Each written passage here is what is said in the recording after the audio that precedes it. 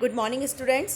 आज का हमारा टॉपिक है अरस्तु के संपत्ति संबंधी विचार। सबसे पहले हम बात करते हैं कि अरस्तु के अनुसार संपत्ति क्या है। अरस्तु के अनुसार संपत्ति पारिवारिक और सामाजिक जीवन के लिए आवश्यक जड़ वस्तुओं का संग्रह है। अर्थात अरस्तु के अनुसार पारिवारिक जीवन के संचालन के लिए संपत्ति आवश्यक है। व्यक्ति को खाने के लिए भोजन चाहिए, पहनने के लिए वस्त्र चाहिए, निवास चाहिए, मकान चाहिए निवास के लिए। तो ये सारी आवश्यकताएं व्यक्ति की संपत्ति से ही पूरी हो सकती है। इसके अलावा व्यक्ति का जो नैतिक और बौद्धिक विकास है, इसके लिए भी संपत्ति आवश्यक है। इसलिए अरस्तु का कहना है कि निजी संपत्ति की व्यवस्था संपूर्ण समाज के लिए हितकारी है और इसे मान्यता दी जानी चाहिए। अरस्तु का ये कहना था कि व्यक्तिगत संपत्ति सामूहिक संपत्ति से अधिक उपयोगी है, बशर्ते कि उसका प्रयोग सामाजिक क्षेत्र में परंपराओं एवं रीति रिवाजों द्वारा और राजनीति क्षेत्र में उचित कानूनों द्वारा नियंत्रित हो। अब हम देखते हैं कि अरस्तु ने निजी संपत्ति का समर्थन क्यों किया। इसके पीछे अरस्तु ने कुछ तर्क दिए हैं। सबसे पहली चीज कि संपत्ति सामाजिक अर्थव्यवस्था का एक सामान्य अंग है। अरस्तु का ये कहना था कि जब प्रत्येक का विशेष स्वार्थ होगा तो व्यक्ति अधिक प्रगति करेंगे, क्योंकि प्रत्येक व्यक्ति अपने कार्य पर पूरा ध्यान देगा। ये एक स्वाभाविक सी बात है कि जब किसी कार्य में व्यक्ति का अपना निजी स्वार्थ होता है तो व्यक्ति उस कार्य को करने में अधिक कठिन परिश्रम करता है। इससे संपूर्ण समाज लाभान्वित होता है। तो अरस्तु का ये कहना है कि चूंकि संपत्ति से व्यक्ति को कठोर परिश्रम करने की प्रेरणा मिलती है, इसलिए निजी संपत्ति को मान्यता दी जानी चाहिए। दूसरी बात, प्रकृति के द्वारा ही व्यक्ति को संपत्ति प्राप्त करने की प्रवृत्ति प्रदान की गई है। अरस्तु का कहना है कि व्यक्ति संपत्ति अर्जन करे या व्यक्ति संपत्ति रखे, ये एक स्वाभाविक, एक नेचुरल, एक उसका स्वभाव है व्यक्ति का, जो व्यक्ति के जन्म के साथ ही व्यक्ति में ये प्रवृत्ति आ जाती है कि मेरे पास संपत्ति होनी चाहिए। तो संपत्ति रखना व्यक्ति का एक स्वाभाविक, एक प्राकृतिक स्वभाव है ये व्यक्ति का। नेक्स्ट है, संपत्ति परिवार के अस्तित्व और उसके सुचारू संचालन के लिए आवश्यक है, क्योंकि संपत्ति से ही व्यक्ति अपने परिवार की आवश्यकताओं की पूर्ति कर सकता है। नेक्स्ट है, सद्जीवन का एक आवश्यक साधन। अगर व्यक्ति के पास संपत्ति है तो संपत्ति के होने से व्यक्ति और भी बहुत सारे अच्छे गुण हैं जो अपने में डेवलप कर पाता है, जैसे दूसरों की हेल्प करना, दूसरों के प्रति उदार होना, अतिथियों का सत्कार करना। तो ये सब काम व्यक्ति तभी कर पाएगा, या जैसे लिबर्टी है, स्वतंत्रता, तो स्वतंत्रता का गुण भी व्यक्ति में तभी डेवलप होगा जब उसके पास प्रॉपर्टी है। तो संपत्ति के होने से व्यक्ति में बहुत से ऐसे गुण हैं जो स्वाभाविक रूप से डेवलप होते हैं। अरस्तु ने मनोवैज्ञानिक आधार पर भी संपत्ति का समर्थन किया है। संपत्ति सुख का एक साधन है, क्योंकि सभी व्यक्ति संपत्ति से प्रेम करते हैं।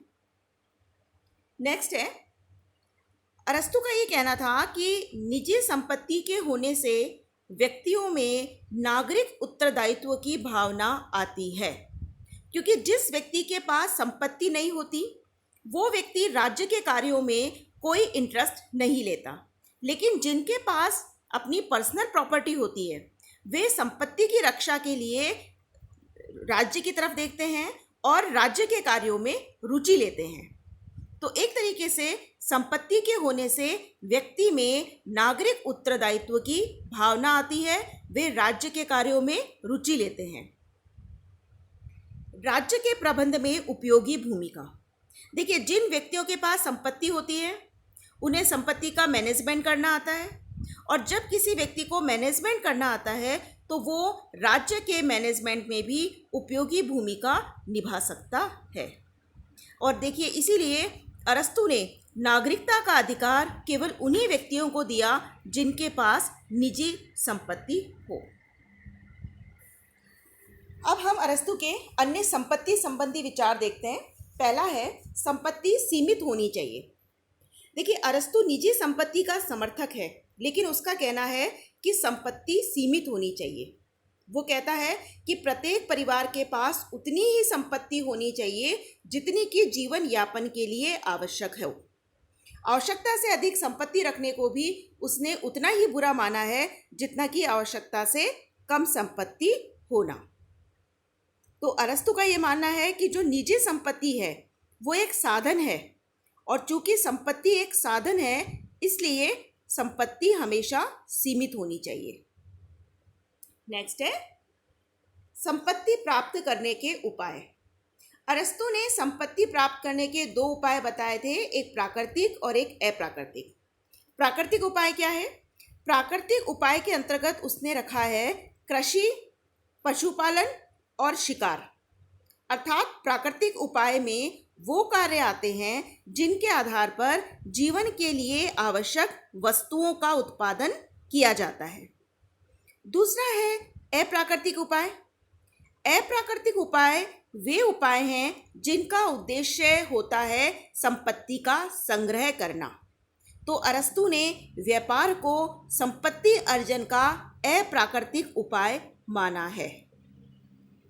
इसी तरह अरस्तु ने ब्याज लेना, वो भी उसने संपत्ति अर्जन का सबसे अधिक अप्राकृतिक उपाय माना है, क्योंकि जब ब्याज लिया जाता है तो उसमें दूसरे की बेबसी का फायदा उठाते हुए पैसे द्वारा अधिक पैसा पैदा किया जाता है।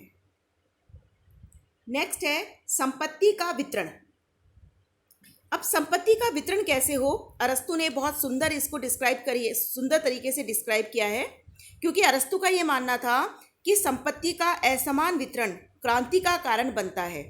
इसलिए उसने संपत्ति के वितरण के संबंध में 3 व्यवस्थाएं बताई है। पहली व्यवस्था है कि संपत्ति निजी हो लेकिन उसका उपयोग सामूहिक हो, यानी कि संपत्ति एक व्यक्ति की अपनी निजी हो लेकिन उसका उपभोग सभी लोग समान रूप से कर सकते हैं। दूसरा है संपत्ति सामूहिक हो और इसका उपभोग निजी हो, कि संपत्ति सबकी सामूहिक मानी जाए लेकिन इसका उपभोग जो है वो निजी तरीके से किया जाए। और तीसरा तरीका है कि संपत्ति सामूहिक हो और उपभोग भी सामूहिक हो, अर्थात कोई जो संपत्ति है वो सभी लोगों की संपत्ति मानी जाए और उसका उपभोग करने का अधिकार भी सभी लोगों को सामूहिक रूप से हो। अब इन तीनों उपायों में अरस्तु ने प्रथम विकल्प का समर्थन किया है। अरस्तु का कहना है कि सबसे श्रेष्ठ ये व्यवस्था है कि संपत्ति निजी हो लेकिन उसका उपभोग सामूहिक हो। अर्थात उसका ये कहना था कि जो धनी व्यक्ति हैं, जिनके पास धन है, वो अपना धन सार्वजनिक कार्यों में लगाएं, उनसे पुस्तकालय बना दें, पार्क बना दें, और ये ऐसे होने चाहिए पार्क है या लाइब्रेरी है जिनका उपभोग सभी लोग सामूहिक रूप से कर सके, अर्थात सामान्य जनता भी इसका प्रयोग कर सके। तो एक तरीके से अरस्तु ने निजी संपत्ति और सामान्य उपभोग की बात की है, अर्थात वो व्यक्तिवादी और साम्यवादी दोनों ही व्यवस्थाओं के लाभ प्राप्त करना चाहता है। तो इस तरह से अरस्तु ने कहा कि संपत्ति सामूहिक हो, इसी तरह अरस्तु ने कहा कि संपत्ति निजी हो लेकिन उसका उपभोग सामूहिक हो। और देखिए, अरस्तु ने प्लेटो के संपत्ति के साम्यवाद को स्वीकार नहीं किया है। उसने प्लेटो के संपत्ति के साम्यवाद की आलोचना की है और उसने यहाँ तक कहा है कि प्लेटो जो ये संपत्ति के साम्यवाद की बात कर रहा है ये राज्य के विनाश का कारण बन सकता है। तो अरस्तु की जो संपत्ति संबंधी विचारधारा है, इस आधार पर अरस्तु हमें एक समन्वयवादी विचारक दिखाई देता है और उसकी समन्वयवादिता हमें उसके निजी संपत्ति संबंधी विचारों में दिखाई देती है, जहां वो निजी संपत्ति का समर्थन कर रहा है, निजी संपत्ति के वो लाभ बताता है, निजी संपत्ति के पक्ष में वो तर्क दे रहा है और इस आधार पर कहता है कि सभी व्यक्तियों को निजी संपत्ति रखने का अधिकार होना चाहिए। लेकिन साथ ही वो ये कहता है कि निजी संपत्ति सीमित होनी चाहिए। दूसरी बात, वो ये कहता है कि संपत्ति अर्जन केवल प्राकृतिक उपायों के माध्यम से करनी चाहिए। अप्राकृतिक उपायों की वो आलोचना करता है। और साथ ही संपत्ति के वितरण के संबंध में उसका कहना है कि संपत्ति निजी हो लेकिन उसका उपभोग सामूहिक हो।